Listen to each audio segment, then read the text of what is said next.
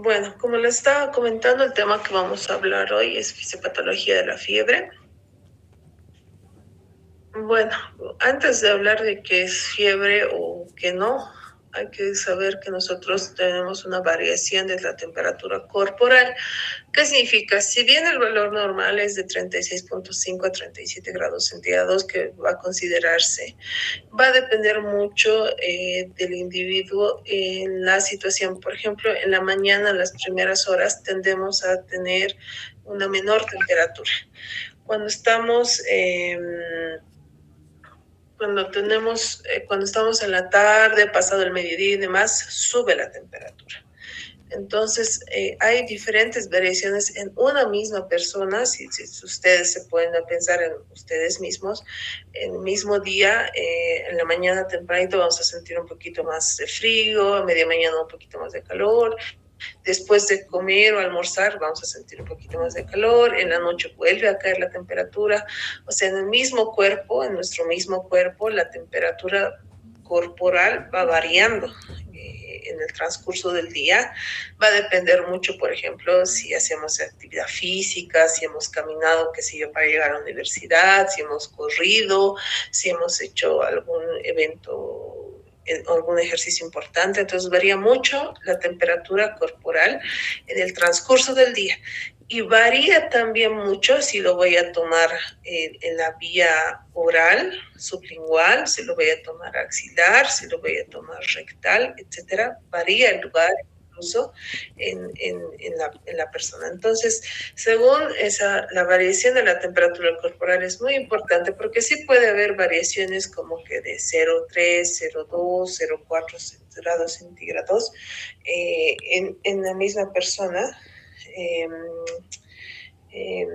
Va a haber variaciones. Entonces, tenemos que ser conscientes de que esas variaciones no precisamente son patológicas. Como les digo, si ustedes han corrido ahorita para llegar a su casa, van a estar con una discreta elevación de la temperatura y no precisamente es patológica o no. Entonces va a haber ciertos denominativos, según va a haber un aumento o una disminución. Un aumento cuando hay ya como tal una hipertermia, en primer lugar, que más o menos la hipertermia se considera entre 37,3 y 38,2. Fiebre, hay diferentes literatura. Ustedes van a leer Harrison, pueden leer Port, van a leer Farreras, por ejemplo, esta definición de fiebre de la ITSA, que es la Sociedad Americana de Enfermedades Infecciosas, te dice que fiebre es a partir de 38,3. ¿No? O sea, 38,3, 38,4 para arriba, ya es fiebre, ¿no?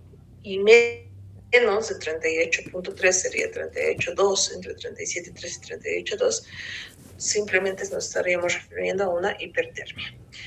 Hiperpirexia, aquí está mal escrito, ya es cuando ya tenemos temperaturas arriba de 41 grados, y cuando hay una disminución abajo de 36 grados, 35,8 y demás, ya estamos hablando de una hipotermia. El control de la temperatura corporal va a estar dado principalmente por el hipotálamo.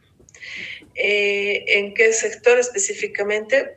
En el área preóptica, que pertenece al área posterior del hipotálamo, y que van a recibir dos clases de señales: de los nervios periféricos, que transmiten las señales de frío y frío y calor, y la segunda es de la temperatura de la sangre. La temperatura va a variar entre individuos, incluso en el transcurso del día, lo que habíamos mencionado, y la temperatura rectal se dice que es 0,4 grados centígrados más alta que la temperatura oral. La fiebre va a variar en los pacientes si son inmunocompetentes o no. Aquí viene otro concepto que también tiene que estar ligado a esto de la temperatura, ¿no?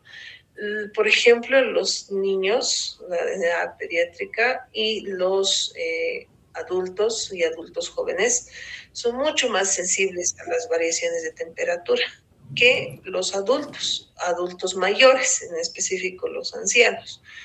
¿Por qué? Porque estos receptores han trabajado ya tanto, han estado ya, es lo mismo que pasa con el sistema inmunológico. El sistema inmunológico va envejeciendo y se hace inmunosenescente. Existe esa palabra que significa que el sistema inmunológico ya se hace viejito. Entonces, ya este sistema inmunológico inmunosenescente ya no va a reaccionar a los estímulos de la IL-1, de la IL-6, del factor de necrosis tumoral, o sea, ya no hacen tanta fiebre como tal. Y lo mismo pasa en pacientes inmunocomprometidos, ¿no? Por ejemplo, pacientes con VIH o pacientes con patologías autoinmunes. El sistema inmunológico ya no funciona como tendría que funcionar, ¿no? Entonces, la fiebre no solo varía en un mismo individuo en el transcurso del día, sino que también va a variar de dónde lo tomemos o también va a variar según la inmunocompetencia o no del mismo paciente. ¿Y cuál es la definición más simple de lo que es fiebre? Es el aumento de la temperatura corporal en respuesta a una elevación del set point o punto de ajuste del centro termorregulador del hipotálamo. Esa es la definición. Cuando nosotros vayamos a llevar un tema, pónganse diabetes. Lo primero que tienen que saber de diabetes es qué es la diabetes. O sea, vamos a saber qué es la definición, ¿no? Qué es fiebre, qué es diabetes, qué es hipertensión, tienen que saber qué es la definición de la patología como tal. Y ya cuando tengamos definido, vamos a poder ver clasificaciones, cómo se clasifica. Después de la clasificación vamos a ver la fisiopatología. Entre la fisiopatología vamos a ver signos, síntomas, el cuadro clínico y después veremos finalmente el tratamiento, ¿no? Podemos incluir algunos acápites como los diagnósticos diferenciales, etcétera, pero básicamente así es como se avanza un tema. Tienen primero que saber qué es el tema, la definición, luego van a ver clasificaciones, cómo se clasifica y después vamos a ver la fisiopatología y así lo vamos a ver el tema de hoy. ¿Ya? El valor normal que ya habíamos dicho, que está descrito en varios libros así, como 36,5 a 37, puede tener una variación de más o menos 0,4 o más o menos 0,5 grados centígrados. Entre 37,3 y 38,2 se puede decir que es hipertermia. Si te miden la temperatura y estás 37,1, 37,2, estás nomás dentro de parámetros normales. Pero ya cuando está entre 37,3 y 38,2, ya se puede decir que se dice hipertermia. Y lo que les había dicho, la Sociedad Americana de Infectología nos dice que fiebre es por encima de 38,3. Hay algunas bibliografías que dicen que es a partir de 38,1 y a partir de 38, pero nosotros nos basamos en lo que dice la Sociedad de Infectología Americana, 38,3. Y la hiperpirexia a partir de 41,5, que casi son estados incompatibles con la vida. También existe esta otra clasificación que te dicen de bajo grado, la fiebre se cataloga así, de bajo grado de 37,3 a 38, de grado moderado de 38,1 a 39, de alto grado de 39,1 a 41, hipertermia mayor a 41.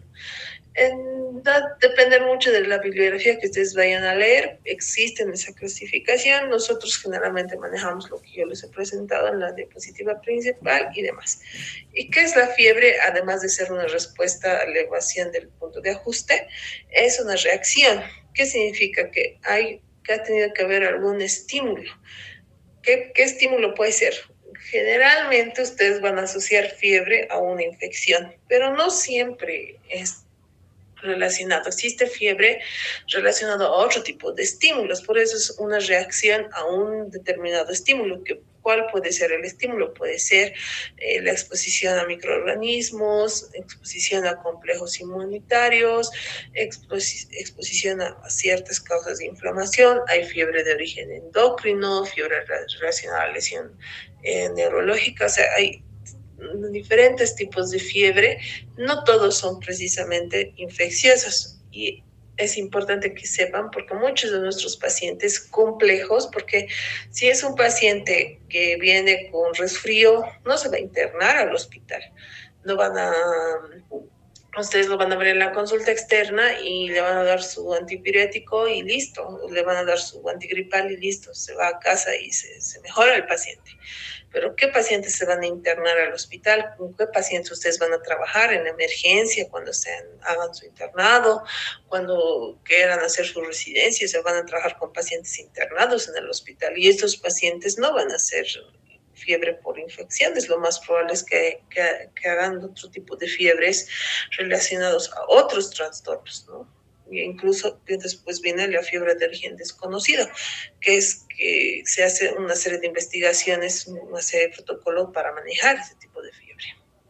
Otro tipo de clasificación, también cuando hablamos de clasificación, ustedes tienen que saber que hay clasificaciones que pueden ser por tiempo, que pueden ser por diferentes scores, etcétera. O sea, hay diferentes tipos de clasificaciones según la sociedad americana, según la sociedad europea. Si estamos hablando, por ejemplo, de insuficiencia cardíaca, entonces podremos decir la clasificación de insuficiencia cardíaca según la American Heart Association, según la Sociedad Americana del Corazón, o según la EHS, la Sociedad Europea del Corazón. Entonces, o sea, hay diferentes clasificaciones que se manejan en medicina. Ya depende mucho de la escuela que tengan sus doctores, ¿no? Hay doctores que les gusta manejar la clasificación americana, otros la europea, otros quizá la latinoamericana, etcétera, etcétera. Cada doctor, según su escuela, tiene diferentes clasificaciones, ¿no? Y hay clasificaciones ya mundiales, que si yo para la colecistitis, la clasificación Tokio. Entonces, ustedes tienen que ver que hay diferentes tipos de clasificaciones según lo que estamos hablando. Esta que es por temporalidad es simplemente por la duración. Se puede clasificar en fiebre aguda, aquella que no supera los 15 días de evolución, sobre todo en infecciones respiratorias, de piel, de partes blandas, una ITU, tiende a ser una fiebre mucho más alta, o tener picos en horario vespertino. Prolongada significa que aquella que se extiende a más de 15 días y la famosa fiebre de origen desconocido, que en diapositivas después vamos a ver sus criterios, que además también se cataloga por su temporalidad, que es mayor a 3 semanas y que no tenga un diagnóstico establecido. Por el patrón, la fiebre también se puede clasificar, que esto está... lo menciono este tipo de clasificación porque en nuestros cuadernos de prácticas están la clasificación por patrón, donde te indica que se puede clasificar por si es la fiebre de origen intermitente, continua, remitente o recurrente. La intermitente no es nada más, se llama también éctica o séptica, que es como se manifiesta. Aquí vemos en esta gráfica, en el eje de la X, vamos a ver los días 0, 1, 2, 3, 4, 5, 6, 7 días y vamos a ver ahí la temperatura. Entonces en el primer día estaba con fiebre 38, en el día 1 no ha habido fiebre, en el día 2 ha habido otro pico, en el tercer día no ha habido, en el cuarto ha habido, en el quinto no y en el sexto sí. Entonces hacen ese tipo de picos, elevaciones térmicas, pero que en algún momento están elevadas, vuelven a retornar a sus valores normales, ¿no? Entonces, este patrón, a eso se refiere el patrón que hace las curvas de pico febril. Entonces, este patrón es intermitente o séptico, generalmente asociado a abscesos bacterianos, tuberculosis miliar, linfomas. Otro tipo de fiebre que habíamos dicho es según patrón, es la fiebre continua sostenida que no va a presentar variaciones mayores a 0,6 grados centígrados por día, ¿no? Entonces mantenemos en el primer día, estamos con 39, al día siguiente seguimos con 38, 38.5, 39, 39.1, 39.5, baja un poquito a 38 y vemos viendo que el patrón es de forma continua, ¿no? Entonces, según ese patrón, en qué casos, por ejemplo, en la neumonía, hacen fiebres muy, muy fuertes, sostenidas y continuas. La remitente ¿Cuál es la diferencia entre la primera? Es que no alcanza valores normales a cada día. Vemos que el primer día estaba en 36, sube a 39, sube a 40, vuelve a bajar a 38, o sea, no llegamos a los valores normales que habíamos visto en el primer patrón, en el de la forma éctica, ¿no? Entonces se mantiene, es similar al anterior patrón continuo, pero en el continuo habíamos dicho que la variación va de 0,6 grados centígrados, que en cambio aquí hay mucho más. Hay 39, 40, baja 48 y ya son como 2 grados, 1 grado, 2 grados centígrados. Es remitente, por eso no alcanza los valores normales durante cada día de fiebre y se presentan así. Es muy similar, se puede presentar en neumonías neumocócicas y en algunos abscesos o enfermedades de la piel. Y la recurrente, ¿no? ¿Cuál es? Que reaparece luego de 1 o más días sin fiebre cuantificada. Esta fiebre recurrente también se puede presentar como continuo remitente y demás. ¿Qué significa? Que aquí vemos un parámetro de días mucho más largo. Vemos que en el primer día no había fiebre, luego sube a 38, vuelve a subir, sube, pero luego pasa una semana, miren el día 10, vuelve a ser normal y luego nuevamente vuelve a subir. Entonces, la fiebre recurrente puede englobar todos los otros tipos de patrones que habíamos visto, porque engloba mucho más días y engloba diferentes tipos de patrones. En cuanto a la clasificación, lo que habíamos dicho, se puede clasificar por un lado la duración o por el patrón. Y ahí tenemos los criterios de fiebre de origen desconocido. ¿Qué significa la fiebre de origen desconocido? Es una fiebre que dura más de 3 semanas, con temperatura de más de 38,3 grados centígrados en por lo menos 3 ocasiones y con imposibilidad de lograr un diagnóstico etiológico luego de una semana del paciente internado. ¿Qué significa? Que viene el paciente con fiebre, no tiene otros síntomas que nos han dicho que, o sea, no estaba con tos, no estaba con dificultad para orinar, no tenía síntomas de tracto urinario inferior, no estaba con gastroenteritis y demás, y esta fiebre está durando más de 3 semanas, es más de 38,3 por lo menos en 3 ocasiones, y este paciente está internado ya. Y en más de una semana de internación, pese a que le hemos hecho cultivos y todo lo que ustedes quieran en el protocolo de estudio, no estamos pudiendo llegar a un diagnóstico y por eso se llama fiebre de origen desconocido, porque no, así como tal cual, no estamos pudiendo llegar al diagnóstico. Entonces, ¿cuáles son los mecanismos de regulación de la temperatura? Entonces vamos a tener un centro termorregulador hipotalámico, vamos a tener receptores en piel al frío y al calor y los mecanismos activados por el frío o por el calor. Ese es un esquema clásico. Este esquema en realidad, la fiebre está descrita desde hace miles de años, es uno de los primeros síntomas y signos descritos por los semiólogos en la antigüedad, ha estado por Hipócrates, incluso mucho más antes, desde los papiros egipcios, ya teníamos datos de la fiebre, ¿no? Incluso historiadores desde el siglo XIV, XV ya decían que uno de los grandes males del mundo es aparte de la guerra y el hambre, es la fiebre. ¿Por qué? Porque la fiebre está presente desde siempre, desde ha nacido con la humanidad.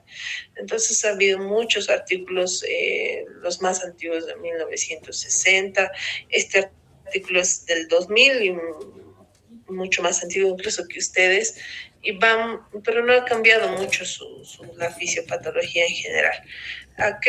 Este es el resumen principal de la fisiopatología de la fiebre, que nos dice que va a haber pirógenos. ¿Qué es un pirógeno? Va a ser una sustancia capaz de sustancias químicas que produzcan fiebre, ¿no? Entonces, ahí se dice que hay pirógenos exógenos y pirógenos endógenos. Entonces, ¿qué significa? Que va a haber sustancias que van a dar fiebre, tanto externas como internas, ¿no? Entonces, ¿cuáles son los pirógenos exógenos? Lo principal, las infecciones, bacterias, virus, hongos y endotoxinas. Por ejemplo, ejemplo de endotoxina, ¿no? Por ejemplo, el Staphylococcus aureus tiene una endotoxina. Por ejemplo, la clásica que ustedes han comido alguna vez, una tucumana ahí cerca de la universidad, o en la Pérez, o en la Ceja y demás. ¿Y qué ha pasado? Han comido la tucumana o su sopita de fideo a las 10 de la mañana y a las 2, 3 de la tarde les ha dado un poquito de fiebre, les ha dado diarrea y ya. Y al día siguiente ya se han despertado mejor. ¿Qué es lo que ha sucedido? Que esta bacteria produce una endotoxina que uno le ingiere, te provoca ciertos malestares como que diarrea, una hipertermia, no te provoca fiebre como tal, te provoca hipertermia, y tú consumes agua, comes algo blandito y al día siguiente se pasa, porque solo simplemente es la endotoxina, no es la bacteria como tal que ha entrado, sino es algo que la bacteria produce, son toxinas que producen, y las toxinas un poco como que te alteran, te estimulan cierta reacción inmunitaria en tu cuerpo, pero tu cuerpo es lo suficientemente capaz de controlar y que pase, que se autolimite, ¿no? Entonces, esos son los pirógenos exógenos. Los pirógenos endógenos van a ser toxinas, complejos antígeno, anticuerpos. Esto es bien importante, sobre todo en la parte no solo de inmunología. En medicina interna, por ejemplo, nosotros tenemos pacientes con artritis reumatoide, con lupus, con síndrome antifosfolipídico, etcétera. O sea que son un buen porcentaje de personas, sobre todo mujeres entre 40 y 50 años, que hacen estos complejos antígeno anticuerpo. Por ejemplo, personas jóvenes con síndrome nefrótico, de Churke-Strauss. Entonces hay una serie de patologías inmunológicas frecuentes en nuestro medio y que pueden provocar fiebre por pirógenos endógenos. Por ejemplo, activación del complemento también por esa vía, y ya ahí mismo van los productos linfocitarios, el uso de esteroides, entre otros. Ambas cosas, ya sean pirógenos, exógenos o endógenos, van a realizar una respuesta inflamatoria del huésped. ¿Cómo se va a realizar la respuesta inflamatoria del huésped? O sea, nuestra respuesta si nosotros estamos enfermos. Van a activarse los monocitos, los macrófagos, las células endoteliales, los linfocitos B, las células mesangiales, los queratinocitos, las células epiteliales, los ostrocitos, las células gliales, los cuales van a activar esta línea celular, va a activar una línea ya de sustancias químicas, ¿no? De pirógenos endógenos. No son los estimulantes, sino van a estimular ya las famosas interleucinas, ¿no?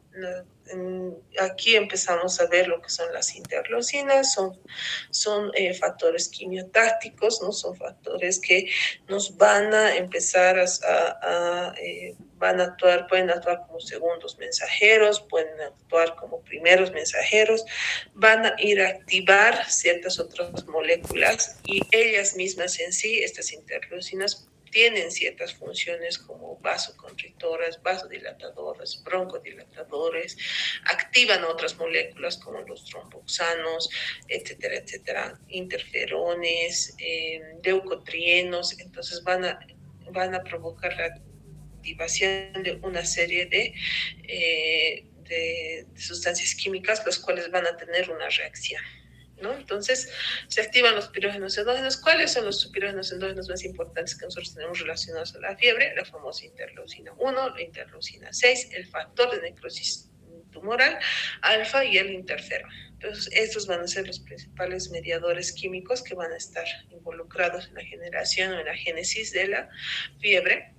Vamos a tener que estas sustancias van a estimular el hipotálamo anterior, el área preóptica, van a incrementar la síntesis de prostaglandinas, de la prostaglandina E2, elevación del set point, que habíamos dicho que vamos a tener un punto de ajuste hipotalámico, elevación de la temperatura y conservación de la temperatura. ¿A qué se refiere la elevación de la temperatura? Significa que va a haber más catabolismo, aumento el cuerpo va a sentir que necesita más oxígeno, entonces por eso cuando tienen fiebre te dicen toma más líquido, consuma abundante líquido. ¿No ve? Entonces, esa recomendación, ¿por qué? Porque aumenta el metabolismo celular, aumenta el requerimiento de agua, aumenta el requerimiento de nutrientes. Cuando una persona se enferma, tiene que alimentarse. Y si no se alimenta, va a decaer. Entonces, a eso va en ese sentido de que cuando uno está enfermo, tiene fiebre, hay elevación de la temperatura, aumenta el metabolismo celular en general, ¿no? Y la conservación de la temperatura, que se refiere a nosotros ya tenemos una temperatura. ¿De qué es? ¿Cómo está la temperatura? Cuando te pinchas, ¿te sale sangre caliente o fría? Te sale sangre caliente. ¿Por qué? Porque nuestros vasos, todo lo que está circulando, está regulado ya con la vasoconstricción, con la circulación, con el flujo que produce, está ya atemperado nuestro cuerpo. Entonces, esa temperatura que ya tiene nuestro cuerpo se tiene que conservar con mecanismos de vasoconstricción, vasodilatación, etc. Entonces, esta elevación del set point va a hacer que esa conservación se altere y se vaya elevando la temperatura y finalmente nos dé el resultado de fiebre. Y aquí tenemos, dentro de los pirógenos y endógenos, aquí vamos a como que desglosar algunos de estos que hemos visto de la fisiopatología.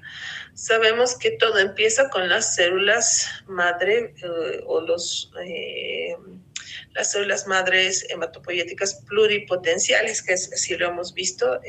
Recuerdo, si no me falla la memoria, esto se lleva en segundo año, ¿no? Y se van a ir diferenciando en unidades formadoras de colonia, ¿no? Van a haber unidades formadoras de colonia que van a ir diferenciando en diferentes formas, ¿no? En unidades formadoras de colonias de monocitos, y se va a formar el promonocito, y los monocitos se van a diferenciar en macrófagos, ¿no?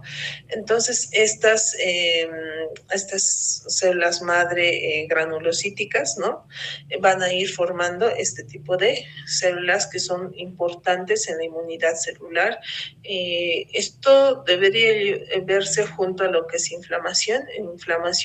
La inflamación es como un tipo de carrera donde varios elementos que componen la carrera parten al mismo tiempo, y entre ellos está la inmunidad, la coagulación, etc. Entonces ahí se ve lo que son los macrófagos. Por ejemplo, los macrófagos, todo viene de una misma línea celular, de las células blancas, de la línea blanca. Un monocito que está localizado en el hígado, por ejemplo, ya no se va a llamar macrófago, sino se va a llamar célula de Kupffer. Entonces, es lo mismo, es el mismo monocito, es el mismo macrófago, pero que solamente está localizado en diferentes órganos. Entonces, cada órgano va a tener, por ejemplo, en el sistema nervioso central tenemos la glía. Entonces, va a depender su denominativo según esté localizado, ya sea en la piel, los queratinocitos, por ejemplo, las células de Kupffer, la glía, etcétera, en diferentes sistemas se va a denominar así, ¿no? De la misma línea de los granulocitos va a estar el promielocito, los mielocitos y los neutrófilos. O sea, todo viene de las células madres granulocíticas. Y también habíamos hablado, ahí se activan por uno u otro medio o por directa estimulación. Aquí la interleucina 3 está muy metida en la estimulación. Por activación directa de precursores o por activación directa a los mismos macrófagos se van produciendo más monocitos, más neutrófilos, más macrófagos, los cuales van a ir activando otras moléculas que van a ir actuando en esto de la fiebre.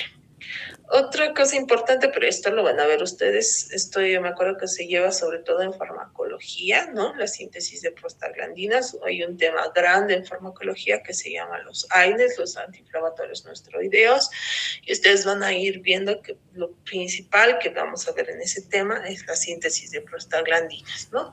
¿Qué significa? Son dos, va a haber cómo se sintetizan las prostaglandinas mediante dos enzimas de ciclooxigenasa, las famosas COX-1 y COX-2, que van a transformar el ácido araquidónico en endoxiperoxidasas de prostaglandina. Ambas enzimas van a captar moléculas de oxígeno por la ciclización del ácido araquidónico, van a generar esta endoperoxidasa, modificando la ciclooxigenasa, la famosa COX, ¿no? Y van a dar y generar prostaglandinas.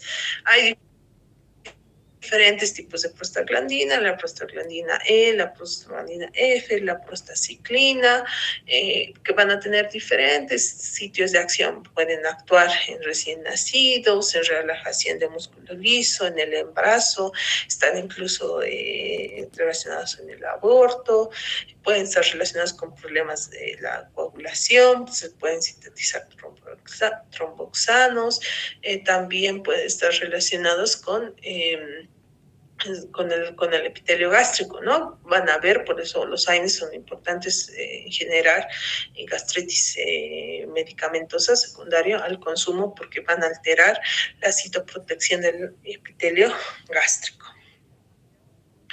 Y las prostaglandinas y los leucotrienos, ¿no? ¿Qué es lo que sucede? Que hay una injuria, se altera la membrana celular, los fosfolípidos, y por medio de las fosfolipasas van a liberar el ácido araquidónico. Y ese ácido araquidónico, mediante la ciclooxigenasa o la S-lipoxigenasa, van a formar la brilla de la COX, es la más importante para las prostaglandinas, la prostaciclina, la I2 y la del tromboxano, y van a ir a formar vasodilatadores o vasoconstrictores, y de ahí mismo, de esa misma línea, se va a formar las prostaciclinas D, E y F, ¿no? Que tienen este tipo de acciones. Y por la otra vía de la lipoxigenasa se van a formar las lipoxinas y los leucotrienos A y B, ¿no? Entonces es un resumen un poquito más corto para que ustedes tengan en cuenta de dónde salen las prostaglandinas que habíamos dicho.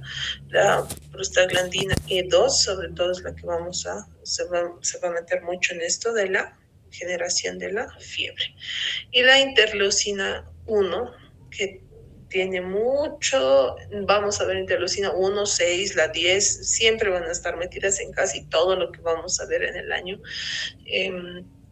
Van a estar sobre todo en este tema de fiebre, luego también en el tema de inflamación, ¿no? Van a estar muy presentes las interleucinas, ¿no?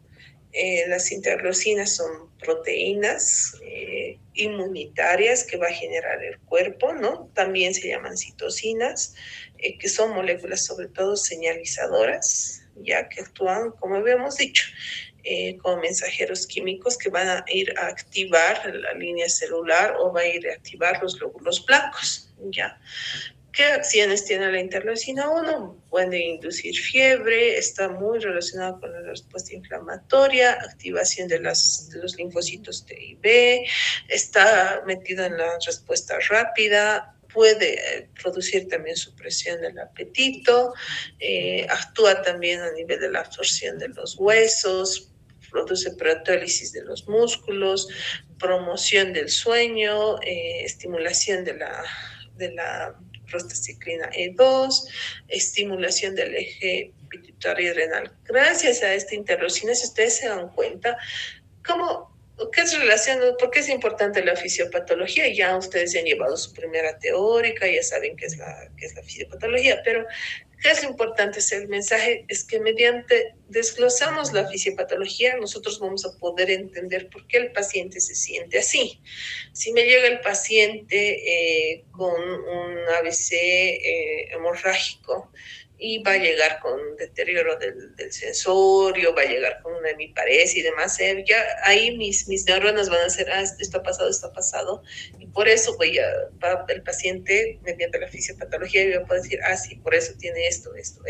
¿No? Entonces, lo mismo pasa con todas las enfermedades, ¿no? Entonces, ¿por qué los pacientes solo pónganse a pensar en un resfrío fuerte, ¿no? El paciente va a tener supresión del apetito, va a tener mialgias. ¿Por qué? Porque va a haber esta proteólisis de los músculos, va a tener tendencia a estar somnoliento, con mucho sueño. Si ustedes se ponen a pensar, cuando tenía un resfrío fuerte, ¿cómo estaba yo?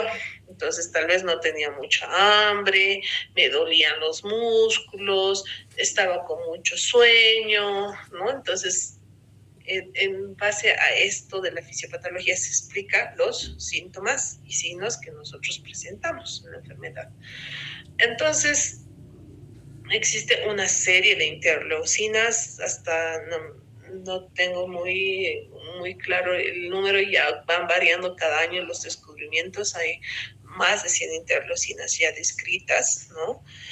Pero aquí están algunas de las importantes para este tema: la interleucina 3, que habíamos visto que va a estimular la línea de la hematopoiesis, ¿no?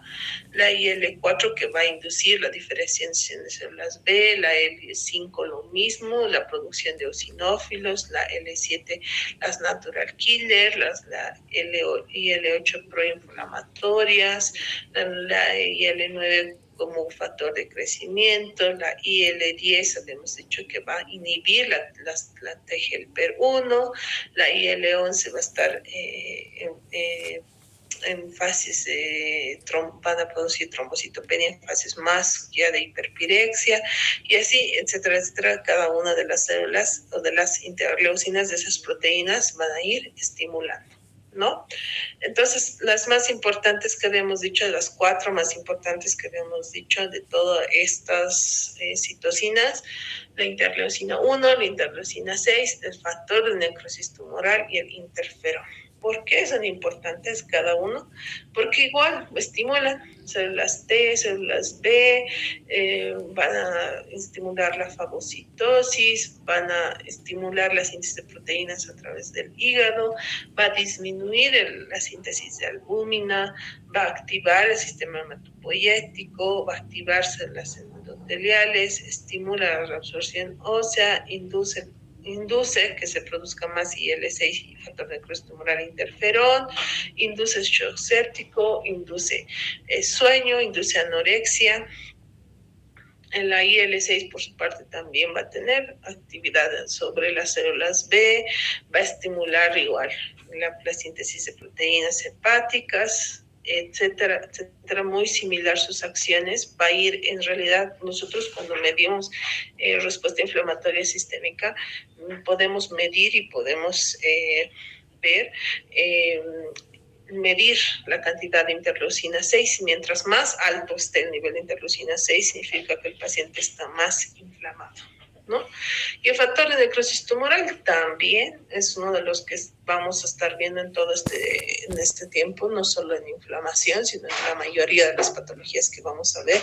Es una de las principales proteínas proinflamatorias que tiene funciones muy similares a la IL-1 y IL-6, que va a producir todo este tipo de reacciones. Lo mismo con el interferón, que va a tener actividades, sobre todo nos habíamos hablado de la respuesta endógena, ¿no? De los pirógenos endógenos, donde se va a activar los macrófagos, va a tener mucha relación con esto, y también va a estimular la producción de interleucina 1 y factor de necrosis. Ahora hablemos un poquito de los pirógenos exógenos, porque sí varía un poco la activación. Por el otro lado había sido más que todo por la línea celular. ¿Qué es lo que sucede?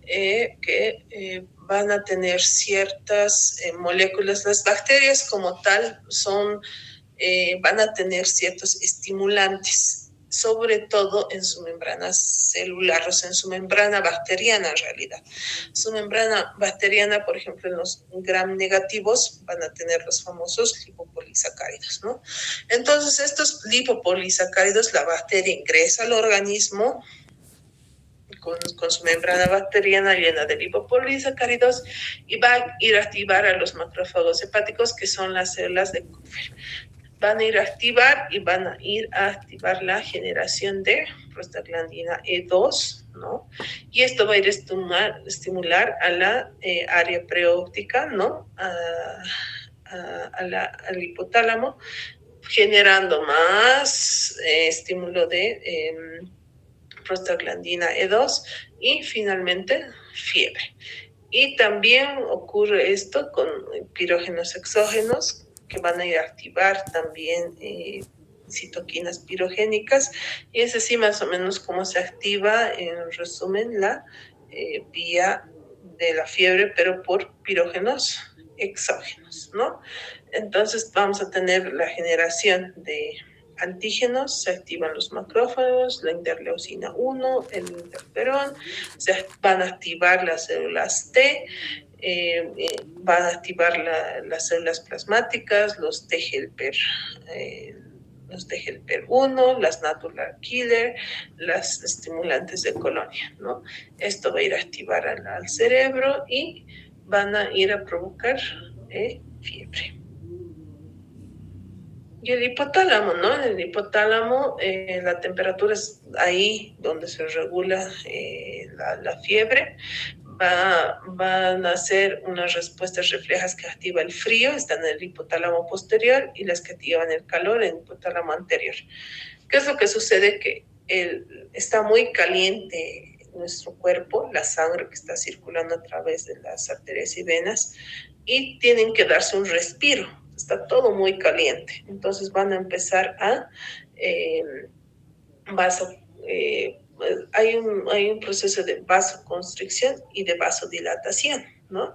Vasodilatación, van a ver, por ejemplo, la cara, la rubicundez, los vasitos se dilatan mucho en la cara, entonces por eso las personas están rojas. Pero llega un momento que ese vaso contrae, ¿no? Por estímulo de las interleucinas y demás, y en ese momento que se contraen, empieza a sentir el cuerpo frío. ¿Y qué hacemos? Temblamos. ¿Y qué se llama eso? Escalofríos, ¿no? Entonces, están ahí esas actividades de no solo a la respuesta al frío. El cuerpo dice, muy caliente, no puedes estar todo el tiempo, vamos a hacer un periodo de vasoconstricción y te da escalofríos. Entonces, trata el cuerpo de regularse con la fiebre también. Y la estimulación del hipotálamo anterior va a provocar lo que habíamos dicho, la vasodilatación y sudoración y la hipertermia.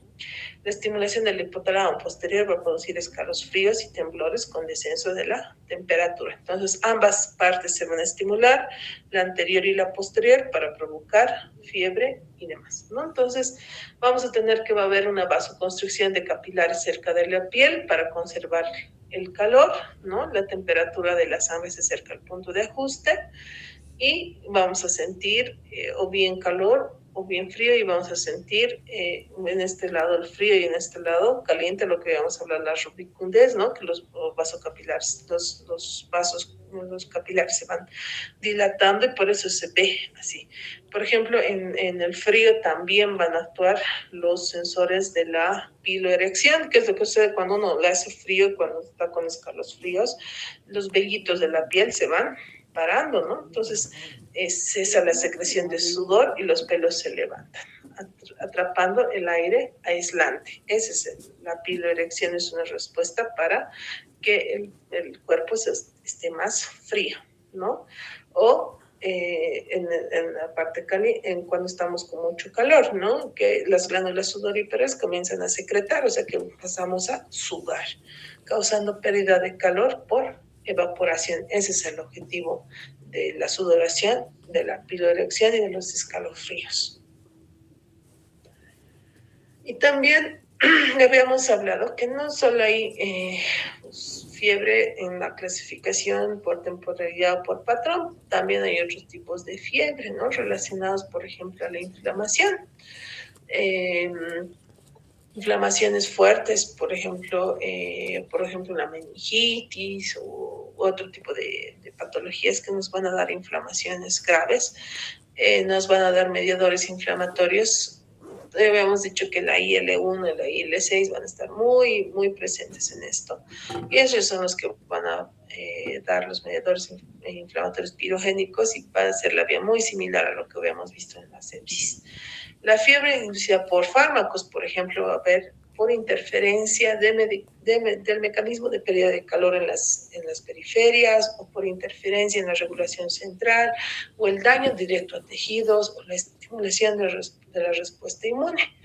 Existen toda una serie de medicamentos que te pueden dar hipertermia, por ejemplo, los betalactámicos, las flufenamidas, los agentes anestésicos volátiles, por ejemplo, la hipertermia maligna, el síndrome neuroléptico maligno como la clorpromazida, el haloperidol, la olanzapina, la risperidona, el síndrome serotonérgico como los inhibidores de la monamina oxidasa, antidepresivos tricíclicos, los opioides, estimulantes del sistema nervioso central, anfetaminas, la sibutramina, los psicodélicos, hierbas, por ejemplo, el triptófano, el propofol, agentes anticolinérgicos como la atropina, la azapina, amitriptilina, agentes simpático-miméticos como los broncodilatadores, la efedrina, que es para el síndrome gripal,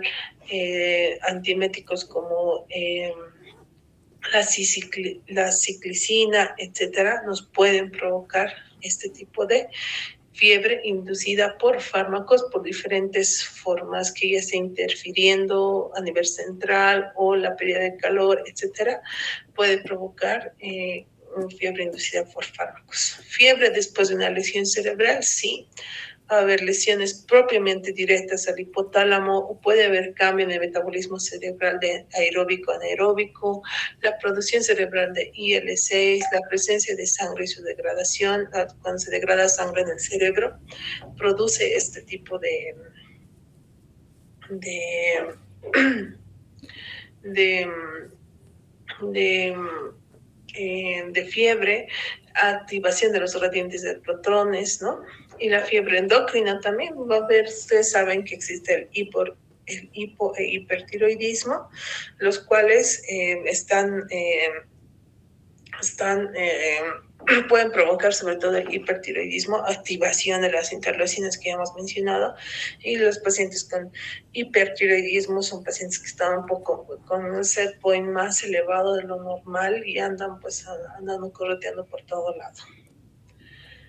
Ahora, la fiebre como tal va a tener también mecanismos de daño que pueden ser daño a las células, daño local o sistemas o un daño sistémico, ¿no? El daño a las células puede estar dado por daño del mismo DNA, por el calor excesivo, ¿no?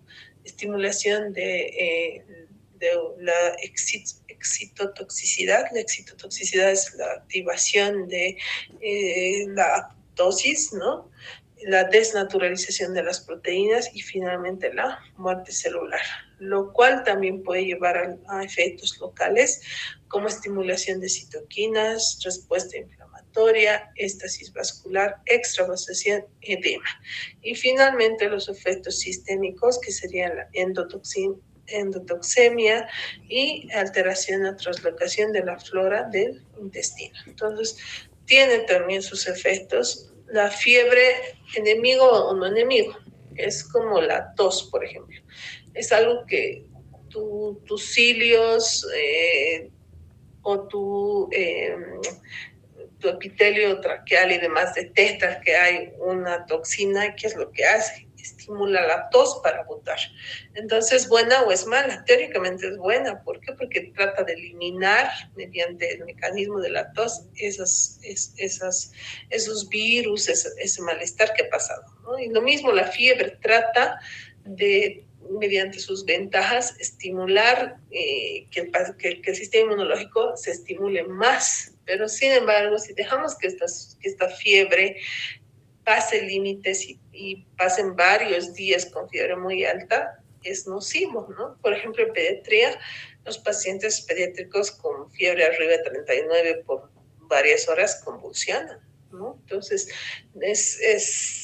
está bien que tengamos fiebre un poquito, no nos vamos a, por una hipertermia, no vamos a estar así como que me voy a morir, ¿no?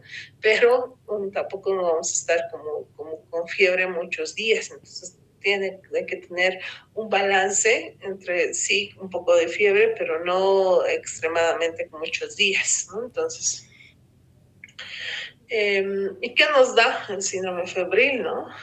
Nos van a dar, dependientes de la termogénesis, escalofríos, temblor, piroerección, hiperestesia, mialgias, artralgias, palidez, cianosis, lipotimias, ¿no? De la termólisis, cuando ya estamos pasando a la hiperpirexia, ya es una fiebre sostenida y demás, ya nos da taquicardia, rubicundez, sudación, cefalea, taquipnea, estreñimiento, la orina se puede volver más oscura, un ardor transmisional, eritrocituria, hipotensión, de efervescencia. Y cuando ya es mucho tiempo, ya no puedes ya ni dormir, ya te da insomnio, somnolencia, pesadillas, confusión, convulsiones, herpes, albuminura, inquietud, anorexia, pérdida de peso, fotofobia. Entonces, ningún extremo es bueno. Si no podemos aguantar una febrícula de 37,7, 1 o 2 días está bien, pero ya después hay que empezar el tratamiento correspondiente. Y la fiebre, como les digo, no es un enemigo como tal. ¿Por qué? Porque nos ayuda, tiene ciertas, entre comillas, ventajas que nos ayuda al aumento y proliferación de células B y D, a mayor producción de anticuerpos, mayor actividad antimicrobiana, mejor función quimiotáctica para los polimorfos nucleares y monocitos, activa los fibroblastos para sintetizar colágeno y reparar los tejidos, reparación de tejidos, aumento de la liberación de la lactoferrina en neutrófilos, lo cual va a producir una disminución de hierro sérico, inhibiendo el incremento de muchos microorganismos. O sea, la fiebre tiene sus virtudes, tiene ciertas ventajas. Sí, está bien que nos dé cierta distermia o hipertermia en algún momento del día o de algunos días, pero tampoco debemos dejar pasar que esté por mucho tiempo, ¿no? Y la fiebre. ¿Cómo debería ser el abordaje, el manejo? ¿No? Identificamos el foco evidente al examen físico. Si hay un foco evidente, ya sea una ITU, una neumonía, etcétera, se hace el tratamiento de la enfermedad de origen, resolución con remisión de la fiebre, y si no hay resolución de la fiebre, como en el caso de que no hay un foco evidente, se hace estudios complementarios, como un hemograma, un examen de orina completo, urocultivo, rayos X de tórax, un panel viral. Si hay una identificación de la patología, se hace el tratamiento como tal, y si no, en esos laboratorios no nos sale nada tampoco, vamos con un estudio complementario secundario, como ya se piden hemocultivos, punción lumbar, estudio inmunológico, imagenológico, etcétera, según criterio del médico tratante. Y así es como se debería manejar la fiebre, ¿no? O sea, tienes un resfrío, ahí ya le das el tratamiento y listo. Si no se resuelve, vas pidiendo una primera batería de laboratorio. Si no has identificado, avances un paso más, ¿no? Entonces, sería lo que es el tema de fiebre. Es un tema, como les había dicho, relativamente corto, y pues bueno, no sé si tienen alguna duda. De todas formas, estos temas se vuelven a llevar, o se vuelven por lo menos a repasar. No sé cómo estará planteado